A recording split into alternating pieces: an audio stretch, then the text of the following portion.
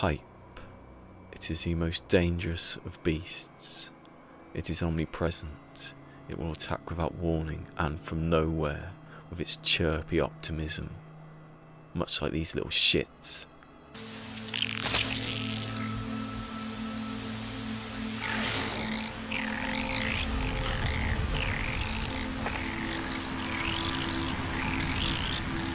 Beware of hype. Of course, I'm talking about No Man's Sky from Hello Games, which came out in August for PlayStation and PC.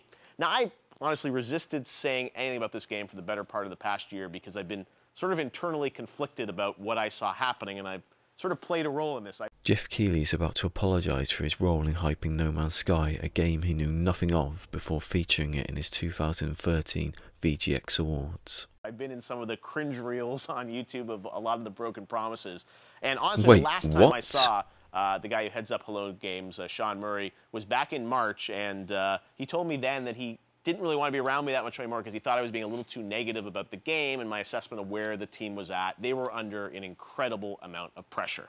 And I've lived through this game. I helped launch the game. You mean help in inverted commas? Or launched the announcement of it when Sean and his team came out to Los Angeles from Guildford, England, to debut their vision at an award show called VGX. And me, like many of you, were taken by the story of these young indie developers, 10 of them in an old travel agency in Guildford, England, developing this beautiful, rich, procedurally generated world that let you swim below the ocean and fly amongst the stars. It captured our imagination. But as I stood with Sean and his team at the after party that night, I could tell the weight of the world was now on their shoulders. And it reminds me of this old Robert Redford movie, The Candidate, where he wins an election and then he stands in the hotel room with his advisor and says, "What do we do now?" I felt like these guys had no idea where they were going to go, but they had this huge amount of momentum. And no matter what you thought of the final product, I think we all agree that Sean enrolled us in a dream for the kind of experience we all want to have with a video game. No Man's Sky captured our imaginations, and in our mind's eye, we all envisioned what the experience was going to be like before we had it. We were originally talking to Geoff Keighley, who was putting together the VGAs. Yeah. And he knew that we were working on something, but he had no idea what it was. And he genuinely just mailed me out of the blue and said, he's very American, so he said, you know, if I gave you a shot at the big time, would you take it, or something like that. He'd actually happened to come to visit our studio, and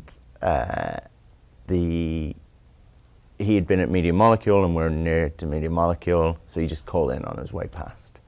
And nobody had been to our office, kind of thing. Mm-hmm. And we'd done this really weird thing of boxing off one room, and we'd covered it in sci-fi book covers. We'd like bought a load of sci-fi books and then cut off the covers and put them all on the wall, right?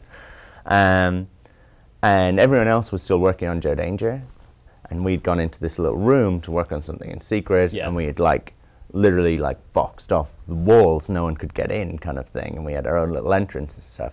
And Geoff just saw that and was like, we were like, cover up your screens, you know, you know.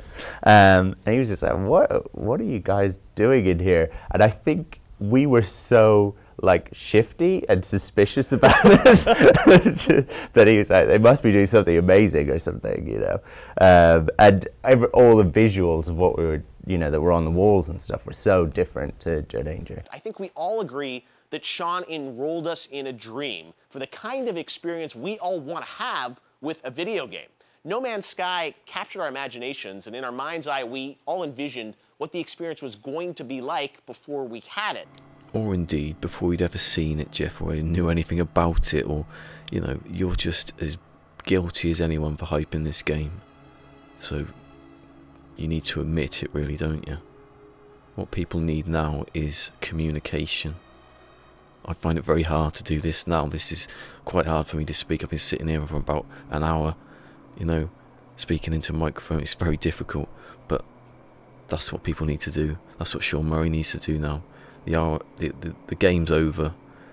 The little augmented reality game's over now, almost. You need to sit down with people. You need to get out blogs, you need to speak with your fans. Likewise Sony need to come out and speak about the game, and Xbox people need to come out and speak about the game. Jeff Keighley needs to come back and do that interview that he promised with Sean Murray.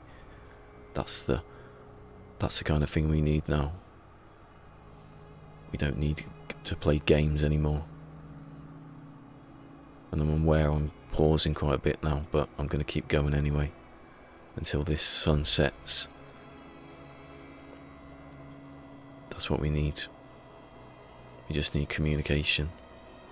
If I can do this now, then anyone can do it. And watch that plane go over. It's not a plane, it's a spaceship.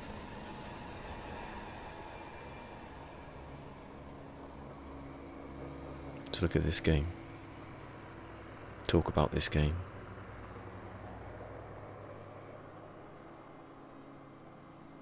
We're supposed to be a constellation.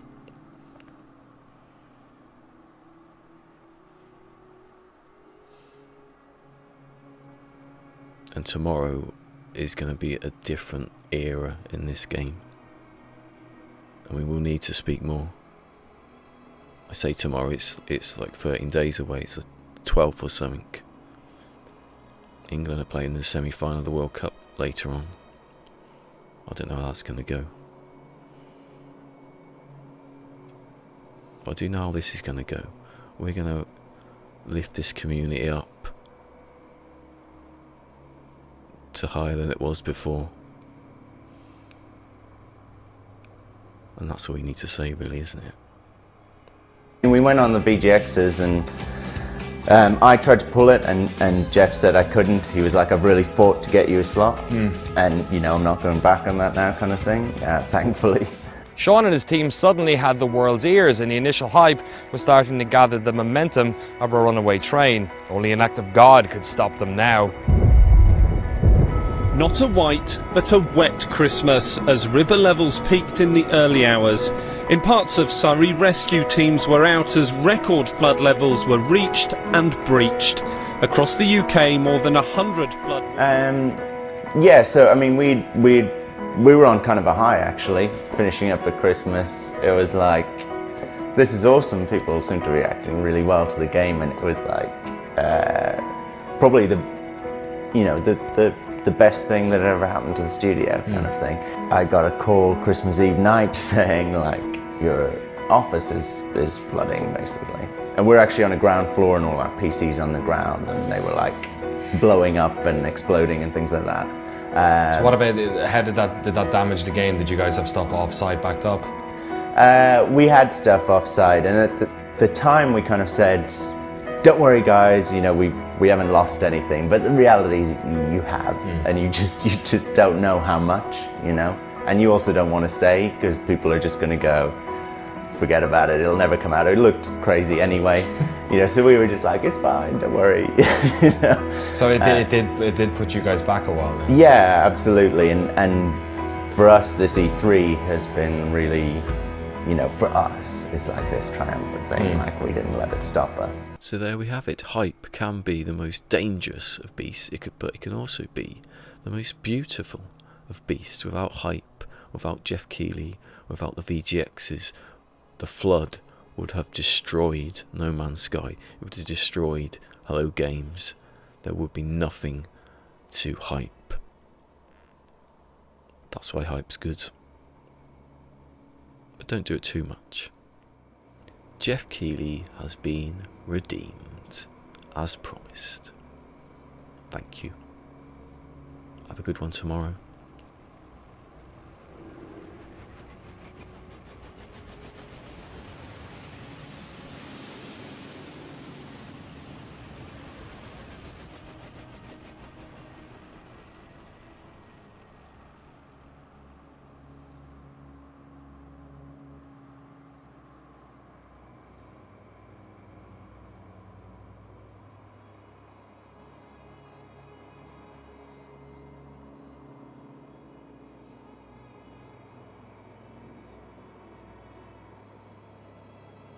Remember to like, subscribe and share.